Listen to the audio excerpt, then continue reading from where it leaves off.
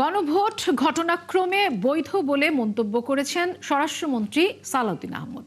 সংসদে পাশ হওয়া বিলগুলো নিয়ে রোববার সচিবালয়ে ব্রিফিংয়ে তিনি একথা জানান। এ সময় মন্ত্রী বলেন, গণভোট অধ্যাদেশটি কার্যকারিতা হারানোয় বিল আকারে আনা হয়নি। আর আইনমন্ত্রী বলেছেন, অন্তর্বর্তী সরকারের আমলে সুপ্রিম কোর্টের স্বাধীন সচিবালয় প্রতিষ্ঠা করতে নিষেধ করা হয়। নুরনবী সরকারের প্রতিবেদন। জাতীয় সংসদে পাশ হওয়া বিলগুলো নিয়ে সংবাদ সম্মেলন হয় সচিবালয়ে স্বরাষ্ট্র মন্ত্রণালয়ে। সেখানে উপস্থিত ছিলেন আইনমন্ত্রীও। সংবাদ সম্মেলনে জানানো হয়, গেল সরকারের ৯৭টি অধ্যাদেশ হুবহু বিল আকারে পাশ হয়, ১৩টি সংশোধিত আকারে গুম, মানবাধিকার ও বিচার বিভাগ সহ ১৬টি অধ্যাদেশ পরবর্তী সেশনে আনা হবে। আইনমন্ত্রী জানান, 111 সরকারের বেশিরভাগ বিল পাশ হয়নি, তবে বর্তমান সরকার অন্তর্বর্তী সরকারের বেশিরভাগ অধ্যাদেশ পাশ করেছে। 111 গভর্নমেন্ট সেই সময়ে ১২২টি অধ্যাদেশ জারি হয়েছিল। ১২২টির মধ্যে মাত্র ৫৪টা অধ্যাদেশকে আইনের পরিণত করা হয়েছিল, বাকিগুলো সব অটোমেটিক ল্যাপস করা হয়েছিল। আমরা সেই তুলনায় ১১৭টাকে মোটামুটি আইনে পরিণত করেছি। প্রশ্নের জবাবে স্বরাষ্ট্রমন্ত্রী জানান, গণভোট ঘটনাক্রমে বৈধ। বিল আকারে এটা কেন অনুমোদিত হয়নি, এই তো আপনাদের কথা। এটা তো ফ্যাক্টাম ব্যালেন্স, এটা ঘটনাক্রমে সিদ্ধ। অধ্যাদেশ জারি হয়েছে, গণভোট অধ্যাদেশ, গণভোট অনুষ্ঠিত হয়েছে এবং সেটার বৈধতা আছে। এটার বিষয়ে নতুন করে আইন করে এটা নিয়ে আগামীতে তো এর উপরে কোনো গণভোট হবে না, এইটা হুমকি দেওয়ার কোনো বিষয় নাই, এটার বৈধতা তো আছে। বিচার বিভাগ প্রশ্নে আইনমন্ত্রী বলেছেন, সুপ্রিম কোর্টের পরামর্শেই সরকার কাজ করে থাকে। আর স্বরাষ্ট্রমন্ত্রী বলেছেন, সংবিধান অনুযায়ী বিচারকরা শুধু বিচার কাজে স্বাধীন। বিচারকরা স্বাধীন।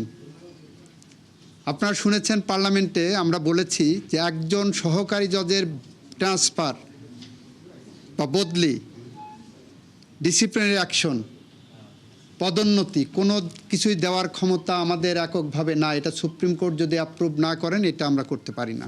সংবিধানে ১১৫ যাই দেখবেন আর কি, বিচার কার্য পরিচালনায় বিচারকরা স্বাধীন। আর কোনো কাজে স্বাধীন বলছে নাকি? আমরা বিচার বিভাগের স্বাধীনতা চাই। কিন্তু এখন যে সমস্ত বিষয়ে আপনারা প্রশ্ন করছেন বা অনেকে বলছে, তাতে করে বিচার বিভাগ যদি সুপার স্বাধীন হয় বা সার্বভৌম হয়, তাহলে কি রাষ্ট্রের কল্যাণ হবে? একটা there must be a harmonious cooperation in between all the organs of the state. ব্রিফিংয়ে চিফ হুইপ জানান, অধ্যাদেশ নিয়ে সংসদীয় কমিটিতে বিধির বাইরে গিয়ে অসংসদীয় একজন সদস্যকে রাখা হয়। এরপরও বিরোধী দলের অভিযোগগুলো তাদের ব্যথিত করে।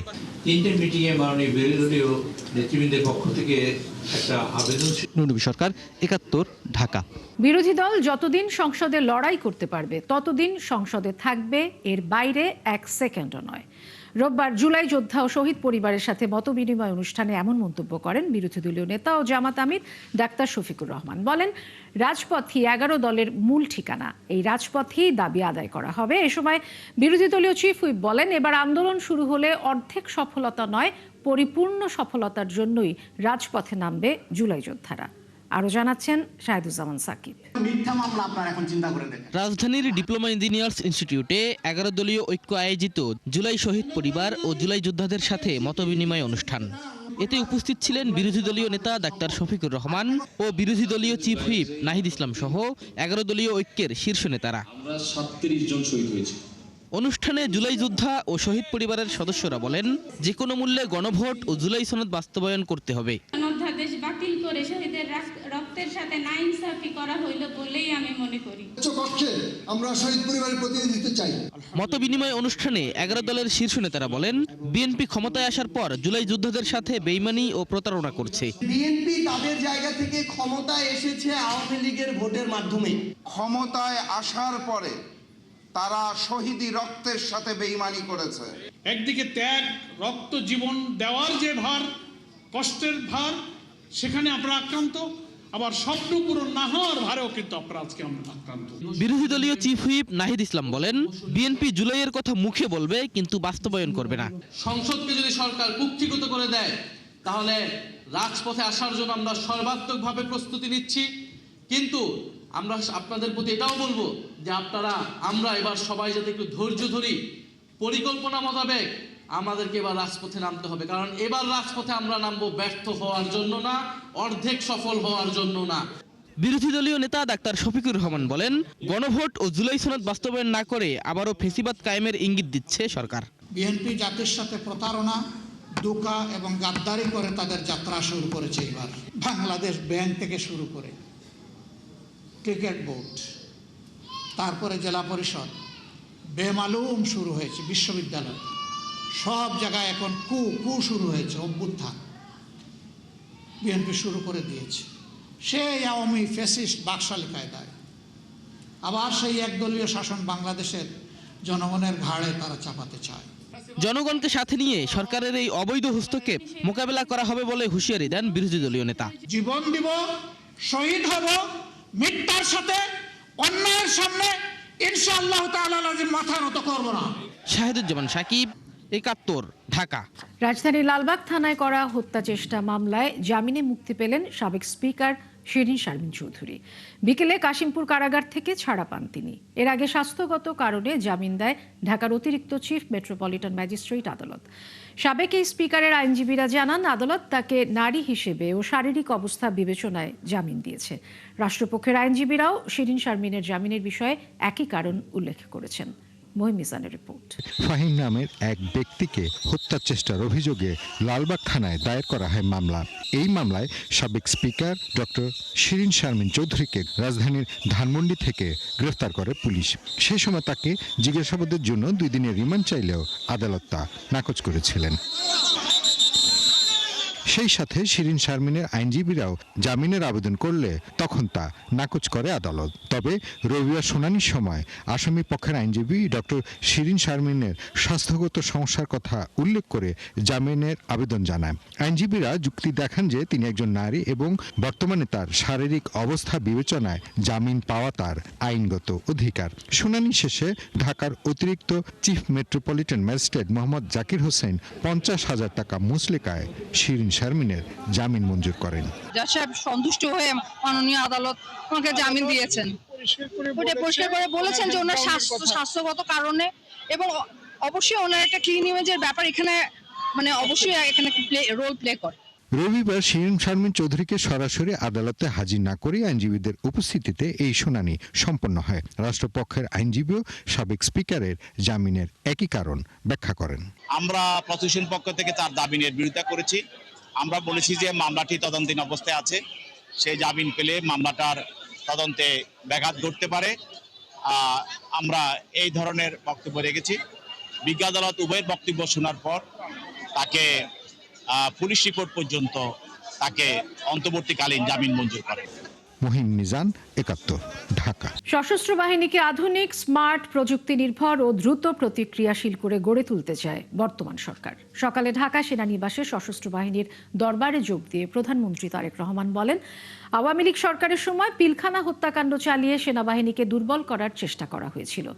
এই হত্যাকাণ্ডের সঠিক তদন্ত, ন্যায় বিচার নিশ্চিতে সরকার প্রতিশ্রুতিবদ্ধ।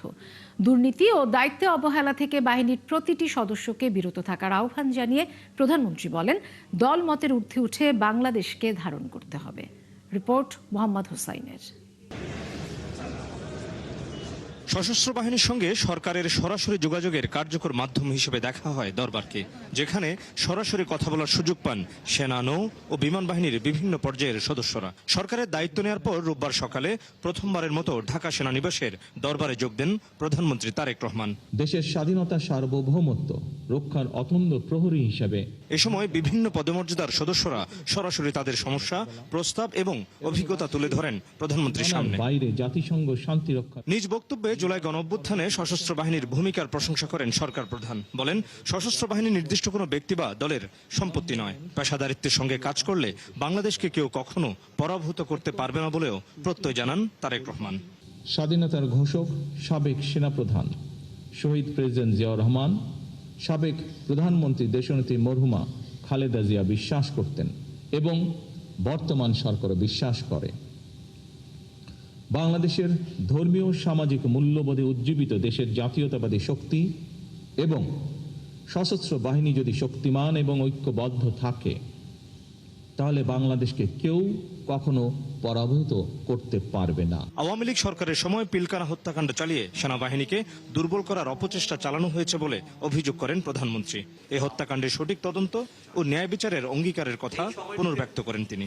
পিলখানায় বিডিআর সদর দপ্তরে সংগঠিত বেদনা বিধুর অধ্যায় আজও আমাদের হৃদয় এক গভীর ক্ষত হিসাবে রক্তক্ষরণ ঘটায়। সেই ট্র্যাজেডিতে আমরা আমাদের শ্রেষ্ঠ সন্তানদেরকে হারিয়েছি, যার সুষ্ঠু তদন্ত ও ন্যায় বিচার নিশ্চিত করা বর্তমান সরকারের একটি অন্যতম অঙ্গীকার। সেনাবাহিনীকে দুর্নীতি, দায়িত্ব অবহেলা থেকে বিরত থাকার আহ্বান জানিয়ে শপথ, শৃঙ্খলা, কমান্ডের প্রতি অটল থাকার আহ্বান প্রধানমন্ত্রীর। এই বাহিনীর প্রতিটি সদস্যদের কল্যাণ ও তাদের পরিবারের সামাজিক নিরাপত্তার বিষয়ে অবশ্যই বর্তমান সরকার গুরুত্বের সাথে বিবেচনা করবে। দলমতের ঊর্ধ্বে উঠে দেশকে ধারণ করার পরামর্শ দেন প্রধানমন্ত্রী তারেক রহমান। বাংলাদেশ এগোবে শৃঙ্খলা, সক্ষমতা, আত্মমর্যাদা এবং দেশ প্রেমের শক্তিতে। মোহাম্মদ হোসাইন, ৭১, ঢাকা। জাতীয় সংসদে সংরক্ষিত নারী আসনের নির্বাচনে প্রার্থী মনোনয়নে অতীতে নির্যাতনের শিকার, মিথ্যা মামলায় অভিযুক্ত ও শিক্ষিতদের বিবেচনায় নেবে বিএনপি। মনোনয়নপত্র বিতরণের তৃতীয় দিনে নয়াপল্টনে দলের সিনিয়র যুগ্ম মহাসচিব রুহুল কবির রিজভী কথা বলেন। তিনি জানান, রাজনৈতিক অভিজ্ঞতা না থাকলেও তারকা খ্যাতি সম্পন্ন বিএনপি সমর্থকদের বিষয়েও ইতিবাচক মনোভাব রয়েছে বিএনপির। তবে তৃণমূল নেত্রীদের দাবি, জনপ্রিয়তা নয়, মাঠের সংগ্রামকেই বেশি গুরুত্ব দেওয়া উচিত। মাহিলা ইসলামের রিপোর্ট। জাতীয় সংসদে সংরক্ষিত নারী আসনের নির্বাচনকে ঘিরে রোববারও সকাল থেকেই নয়াপল্টনে বিএনপির কেন্দ্রীয় কার্যালয়ে ভিড় করেন বিভিন্ন জেলা থেকে আসা নারী নেত্রীরা। উৎসব মুখর পরিবেশে মনোনয়নপত্র সংগ্রহ করেন তারা। প্রচুর নারীর এখানে সমাগম ছিল, মিছিলে মিছিলে এসে তারা ফর্ম সংগ্রহ করেছেন। বেশি পরিমাণ উৎসাহ তাদের মধ্যে এবং বেশি পরিমাণ তারা ফর্মটা নিচ্ছে। বেলা বাড়ার সাথে সাথে বিভিন্ন জেলা থেকে আসা নারী নেত্রীদের ভিড় বাড়তে থাকে। তবে তৃণমূল থেকে আসা এইসব নারী নেত্রীর দাবি, রাজপথের আন্দোলন, সংগ্রাম, সক্রিয় ভূমিকা, হামলা, মামলা ও কারাবরণ সবকিছুর পর এবার মনোনয়ন পাওয়ার অধিকার তাদেরই। গত জাতীয় সংসদ নির্বাচনে আমাদের মাননীয় প্রধানমন্ত্রী যেভাবে তিনি তৃণমূল পর্যায়ে যেভাবে নেতৃত্বকে তুলে নিয়ে এসেছেন জাতীয় সংসদে, যে সেটার প্রতিফলন যাতে সংরক্ষিত মহিলা আসনে আমরা দেখতে পাই। আমাদের কথা একটি, কোনো হাইব্রিড, কোনো লোয়ার ব্রিড, কোনো বয়লার ব্রিড যেন আমরা এমপি হিসেবে দেখতে না পাই। ফ্রম বিগিনিং থেকে আমরা কখনো বাসায় থাকতে পারি নাই। আমাদের বিরুদ্ধে মামলা হয়েছে, 2 বার গ্রেপ্তার হয়েছি। এখনও এমন কিছু নাই যে জিনিসটা আমাদের পদে অত্যাচার হয় নাই। সেখানে যদি নতুন করে তারকা খ্যাতিরা এসে যদি এখানে জায়গা দখল করতে চায়, এটা তো সম্পূর্ণ অমানবিক। তৃণমূল থেকে গড়ে আসা দল, এই দলটার ভিত এতই শক্ত যে ইচ্ছা করলেই একজন আসলো তাকে নিবে, এটা আমরা বিশ্বাস রাখি না। এই সময় দলের সিনিয়র যুগ্ম মহাসচিব রুহুল কবির রিজভী বলেন, ত্যাগী, যোগ্য ও শিক্ষিত নারী নেত্রীদের মনোনয়নে বিবেচনা করা হবে। গুরুত্ব দেওয়া হবে তারকা খ্যাতি বিএনপি সমর্থকদেরও। সবাই কি মাঠ পর্যায়ের ভূমিকা থাকে, কিন্তু একজন বড় শিল্পী, একজন আর্টিস্ট, একজন সে যদি বিএনপিকে এবং বিএনপির আন্দোলন, বিএনপির যে অবজেক্টিভ গণতন্ত্র ফেরানো, তার পক্ষে যদি থাকে, এটা তো অনেক কাজ হয়। তিনি সেলিব্রিটি হয়েছেন তো একদিনে না, তাকে অনেক খড় কাঠ পুড়িয়ে আসতে হয়েছে। তার সাথে মিসবিহেভ করবে কেন? এটি দলের যারা সত্যিকারের নিবেদিত প্রাণ এবং সুরুচি সম্পন্ন কোনো মহিলা, তারা এই কাজ করতে পারে না। শনিবার মনোনয়নপত্র কিনতে আসা সঙ্গীত শিল্পী কনক চাপাকে নিয়ে অনাকাঙ্ক্ষিত ঘটনায় দুঃখ প্রকাশ করেন প্রধানমন্ত্রীর এই রাজনৈতিক উপদেষ্টা। মাহিলা ইসলাম, ৭১, ঢাকা। শুরু হলো হামের টিকা কর্মসূচির দ্বিতীয় ধাপ। দেয়া হচ্ছে ঢাকা, ময়মনসিংহ, বরিশাল ও চট্টগ্রাম সহ 4 সিটি কর্পোরেশন এলাকায়। হামে মৃত্যু প্রতিরোধে সব শিশুকে টিকা নেওয়ার পরামর্শ দিয়েছেন স্বাস্থ্যমন্ত্রী। এদিকে গত 24 ঘন্টায় হাম এবং এর উপসর্গ নিয়ে মারা গেছে 10 শিশু। হাসপাতালে ভর্তি 1000-এরও বেশি। আরও জানাচ্ছেন মেহেদি হাসান। ঢাকা দক্ষিণ সিটি কর্পোরেশনের মিলনায়তন। রাজধানীতে এই কেন্দ্র থেকেই হামের টিকা কার্যক্রমের উদ্বোধন করেন স্বাস্থ্যমন্ত্রী। হাম সংক্রমণ বেশি থাকলেও প্রথম ধাপে রাজধানীতে টিকা দেয়া হয়নি। দ্বিতীয় ধাপে ঢাকা সহ আরও 3 সিটি কর্পোরেশন এলাকায় টিকা দেয়া শুরু হলো। ঢাকা উত্তর সিটিতে প্রায় 5 লাখ এবং দক্ষিণে 4.5 লাখের বেশি শিশু পাবে এই টিকা। কেন্দ্র থাকবে 1100-রও বেশি। টিকা দেয়া হবে 11 মে পর্যন্ত। আজকে কিন্তু আমরা সবচেয়ে ডেন্সলি এরিয়াটা শুরু করতে যাচ্ছি, that is Dhaka city corporation, Mymensingh city corporation and Barishal city corporation. এই গ্রুপটাকে যদি আমরা টিকাদান কর্মসূচির আওতায় আনতে পারি তাহলে আশা করি আমরা মিজেলসের আত্মঘাতী হামলা থেকে বা রোগ থেকে আমরা নিজেদেরকে সেভ করতে পারব। ঢাকা ছাড়াও একই দিনে টিকা দেয়া হবে ময়মনসিংহ, বরিশাল ও চট্টগ্রাম সিটি কর্পোরেশন এলাকায়। চলবে সকাল 8টা থেকে বিকেল 4টা পর্যন্ত। কিছু কেন্দ্রে সন্ধ্যার পরেও টিকা দেওয়ার ব্যবস্থা রাখা হয়েছে। I must not say that we are 100% successful, but I must say we have been able to arrest the disease as on today. It is arrested and it is trend of this attack is coming down, alhamdulillah. আমরা আশা করি আপনাদের সবার সমন্বিত প্রচেষ্টায় আমরা মিজেলসের হাত থেকে আমাদের ভবিষ্যৎ বংশধর বাচ্চাদেরকে আল্লাহর রহমতে আমরা বাঁচাতে পারব। সেইখানে আমরা আজকে কিন্তু মিড লেভেলের একটা বাট সবচেয়ে গুরুত্বপূর্ণ একটা জায়গায় দাঁড়াচ্ছি। এদিকে স্বাস্থ্য অধিদপ্তর জানিয়েছে গত 24 ঘন্টায় নিশ্চিত হামে মৃত্যু হয়েছে 4 শিশুর, আর 6 শিশু মারা গেছে উপসর্গ নিয়ে। মেহেদি হাসান, 71, ঢাকা।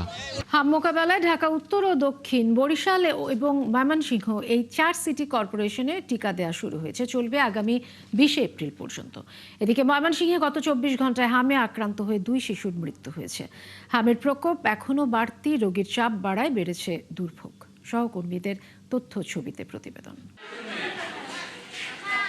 রোববার বরিশাল নগরীর মল্লিকা কিন্ডারগার্টেনে একদল শিশু অপেক্ষা করছে হামের টিকা নেবার জন্য।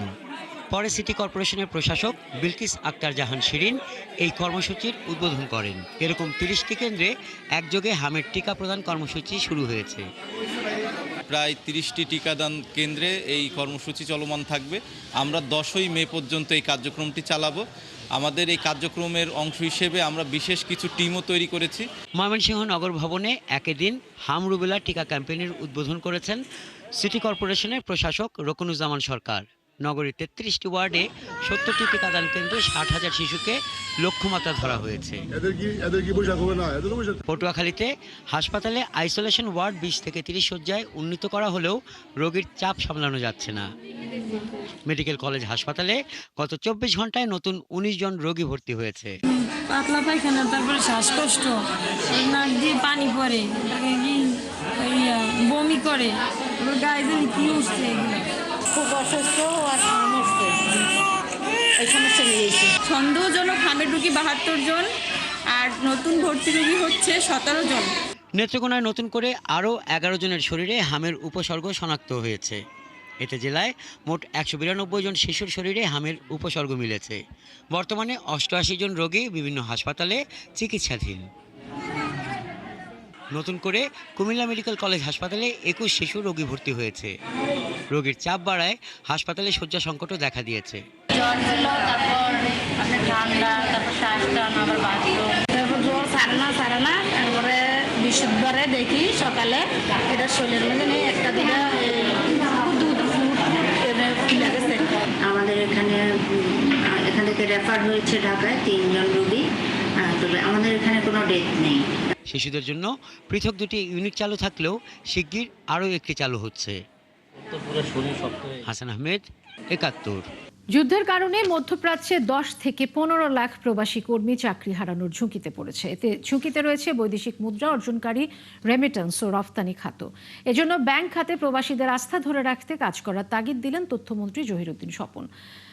বিএমইটি কার্ড থাকায় মধ্যপ্রাচ্যে যুদ্ধে নিহত বাংলাদেশিদের প্রায় 14 লাখ টাকা করে ক্ষতিপূরণ দেওয়ার কথা জানান প্রবাসী কল্যাণ প্রতিমন্ত্রী।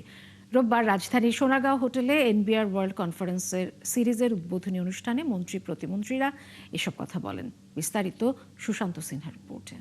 বাংলাদেশের প্রায় 1 কোটি প্রবাসীর মধ্যে সিংহভাগই কাজ করেন সৌদি আরব, আরব আমিরাত, ওমান, কাতার, কুয়েত ও বাহরাইনে। মধ্যপ্রাচ্যে যুদ্ধের কারণে কাজ হারানোর শঙ্কায় পড়েছেন এসব দেশের প্রায় 10 লাখের বেশি প্রবাসী কর্মী। এমন তথ্য তুলে ধরেন প্রবাসীদের নিয়ে কাজ করা সংগঠন সেন্টার ফর এনআরবি। মধ্যপ্রাচ্যের যুদ্ধ আমাদেরকে কঠিন চাপের মধ্যে ফেলবে। বাংলাদেশের প্রায় 10 থেকে 15 লক্ষ মানুষের কর্মসংস্থান হারাবার একটা ঝুঁকি তৈরি হয়েছে। ইতিমধ্যে এই যুদ্ধে সৌদি আরব, আরব আমিরাত, বাহরাইন সহ বিভিন্ন দেশে 7 জন প্রবাসী বাংলাদেশি মারা গেছেন। এদের মধ্যে বিএমইটি কার্ডধারীদের বিমা সুবিধা সহ প্রায় 14 লাখ টাকা করে ক্ষতিপূরণ দেওয়ার কথা জানান প্রবাসী কল্যাণ প্রতিমন্ত্রী। যুদ্ধের সময় আমাদের যে সমস্ত বাংলাদেশিরা মারা গিয়েছে এটা তো নিঃসন্দেহে আমাদের জন্য একটা দুঃখজনক ঘটনা, কিন্তু তারপরেও যাদের ওই বিএমইটি কার্ড ছিল তাদের পরিবারকে কিন্তু আমরা সর্বসাকুল্যে প্রথমে যেটা অ্যাজ ইউজুয়াল 35,000 টাকা দেয় তাদের দাফনের জন্য, এই সময় আরও 50,000 টাকা সেটা ইনক্রিজ করে 85,000 টাকা দেওয়া হয়েছে। 3 লাখ টাকা আছে তার পরিবারের ইনস্ট্যান্ট খরচের জন্য, 10 লাখ টাকার বিমা সুবিধা আছে, তাহলে 13,35,000 টাকা, যেটা এই সময় আমরা 13,85,000 টাকা যাদের বিএমইটি কার্ড আছে তারা কিন্তু পেয়েছে। আর যাদের বিএমইটি কার্ড নেই তাদেরকে কিন্তু ওই 10 লাখ বিমা সুবিধা এটা আমরা দিতে পারিনি। প্রবাসী রেমিটেন্স যোদ্ধারা যেন নিরাপদে থাকতে পারে সেজন্য দূতাবাসগুলো কাজ করছে বলে জানান পররাষ্ট্র প্রতিমন্ত্রী।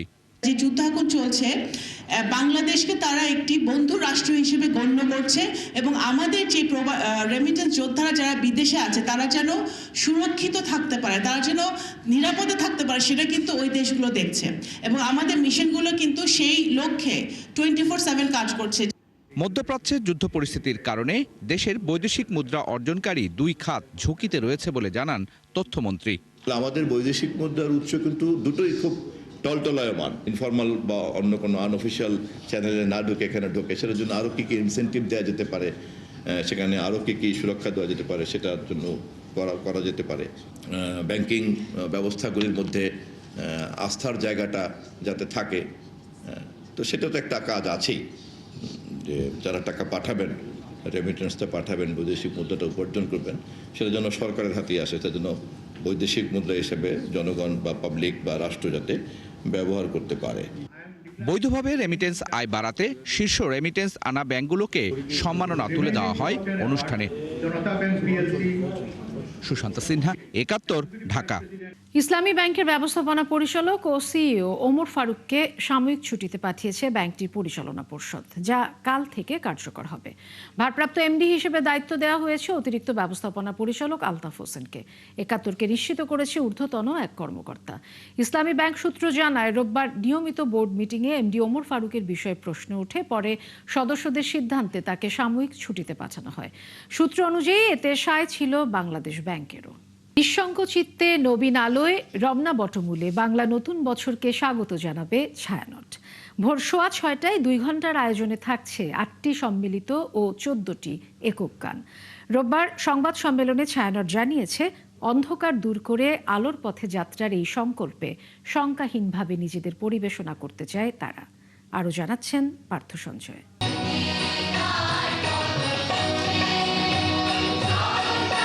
মস্তক তুলিতে দাও হে অনন্ত আকাশে,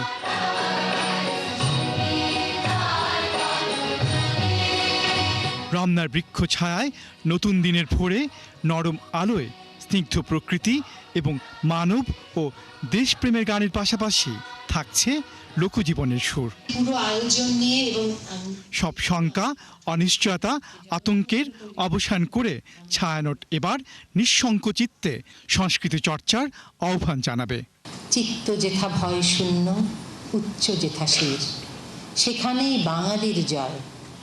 বিগত বছরের সব প্রতিকূল আবর্জনা দূর করে আমরা হতে চাই আরও মানবমুখী।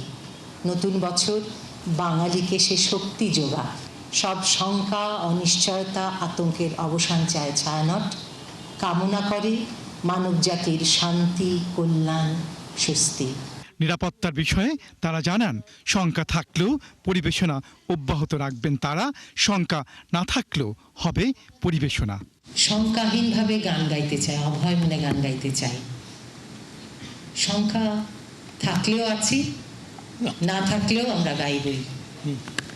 আমাদের ভবন আক্রান্ত হয়েছে, আমরা 1 সপ্তাহের মধ্যে উঠে দাঁড়িয়েছি। 200 শিল্পীর অংশগ্রহণে 2 ঘন্টার আয়োজনে থাকছে 8টি সম্মিলিত, 14টি একক গান ও 2টি পাঠ। থাকছে গণসঙ্গীতজ্ঞ সলিল চৌধুরী ও গীতিকার সুরকার মতলুব আলীর প্রতি শ্রদ্ধাঞ্জলি। আমরা নির্ভয়ে সব ধরনের গান গাইতে চাই, সংস্কৃতির সকল প্রকাশ যেন নির্বিঘ্ন হয়।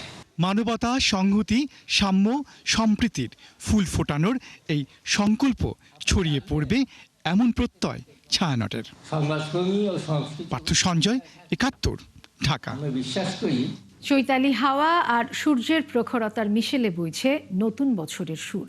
আর নতুন বছরকে রঙিন ক্যানভাসে সাজাতে প্রস্তুত ঢাকা বিশ্ববিদ্যালয়ের চারুকলা। সেই উদযাপনের প্রস্তুতির গল্প জানাবেন সহকর্মী ফারহানা ন্যান্সি।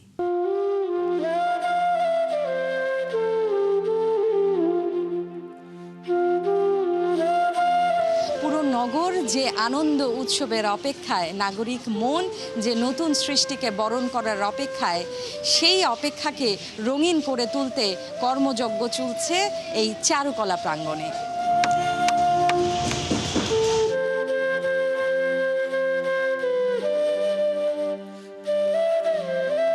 যাদের তুলির ছোঁয়ায় আর রঙের প্রাচুর্যে বর্ষবরণ পায় প্রাণ, তাদের কণ্ঠে থাকে শান্তির বার্তা আর ঐতিহ্যকে ধারণের একাগ্রতা। সরাচিত্রে গ্রামীণ যে আমাদের মোটিভগুলো হয়, গ্রামীণ মোটিভগুলো বেশি আমরা তুলে ধরছি। এরপর বিভিন্ন ধরনের টাইপোগ্রাফির যে থিমগুলো হয় সেগুলো, বড় একটা শান্তির পায়রা আছে। সো আমরা চাই যে বৈশাখটা যাতে সবাই সুন্দর করে পালন করে।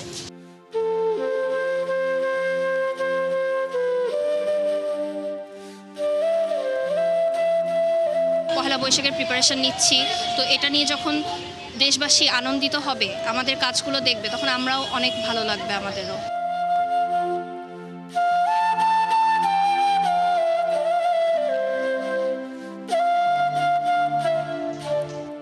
নগরবাসীর আনন্দ উপলক্ষের এই অনুষঙ্গগুলো যারা তৈরি করছেন নিরলস পরিশ্রম করে, তাদের অন্যের আনন্দের উপলক্ষ হতে যে আনন্দ হয়, তার অনুভূতিগুলো হয় ভীষণ রকম রঙিন। আর্ট এবং কালচারের জায়গাটা আমরা কতটা রিচ, সেই জিনিসগুলো আমরা বোঝাতে পারি সারা বিশ্ববাসীকে, সাথে সাথে ঐক্যের জায়গাটা আমরা তুলে ধরতে পারি।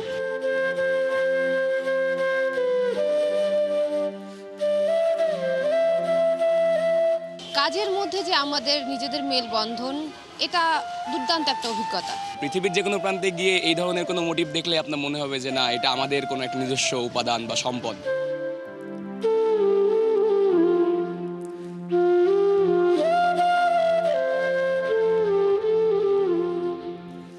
চারুকলার দেয়াল জুড়ে পটচিত্রে বেহুলা, বনবিবি, মুঘল সম্রাট আকবরের চিত্রকাহন মন কাটছে সবার।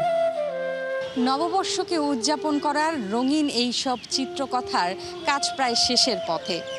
হাতে আছে আর একদিন, কণ্ঠে আছে পুরাতনকে পেছনে ফেলে নতুনকে বরণ করে নেয়া সুর, যেখানে পূর্ণতা পাবে বাঙালির প্রাণের বৈশাখ উদযাপন। ফারহানা ন্যান্সি, ৭১, ঢাকা। চলছে সংবাদ সংযোগ। সরাসরি সংবাদ অনুষ্ঠান দেখতে চোখ রাখুন ৭১-এর ফেসবুক পেজ এবং সাবস্ক্রাইব করুন ৭১-এর ইউটিউব চ্যানেল। ৭১-এর সাথে।